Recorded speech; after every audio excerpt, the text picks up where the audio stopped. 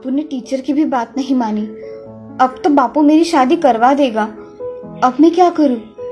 तभी रमेश सीमा से, क्या सोच रही हो सीमा? जाओ मेरे लिए खाना लेकर आओ। जी बापू, अभी लाई। ऐसा कहकर सीमा रमेश के लिए खाना लेकर आती है और बाकी के घर के काम करने चली जाती है। उस रात सीमा मन में बहुत सोचती है और घर से भाग जाती है।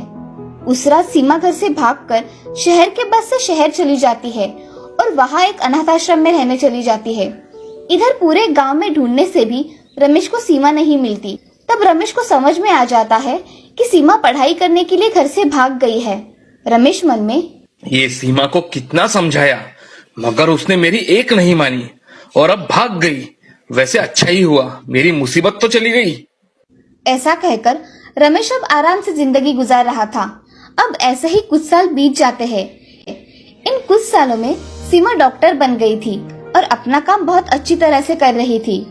एक दिन रमेश को दिल का दौरा पड़ता है।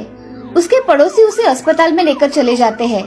अस्पताल में जाने के बाद उसका ऑपरेशन करवाना था, इसीलिए उसके रिश्तेदारों को बुलाया गया, मगर उसका कोई रिश्तेदार ना होने के कारण उसके पास कोई नहीं था। उसका एक दोस्त शिवा ही था। शिवा डॉक्टर से, डॉक्टर, इनका ऑपरेशन करवाना पड़ेगा तो खर्चा कितना आएगा? लगभग 5 लाख तक खर्चा आएगा। आप पैसों का इंतजाम करके रखिए। मैं इसका दोस्त हूँ डॉक्टर, मेरे पास इतने पैसे नहीं है, मैं क्या करूँ? एक काम करिए, आप इन्हें लेकर शहर चले जाइए। शहर में सरकारी अस्पताल में इनका फ्री में इलाज हो जाएगा। धन्यवाद डॉक्टर साहब। जी।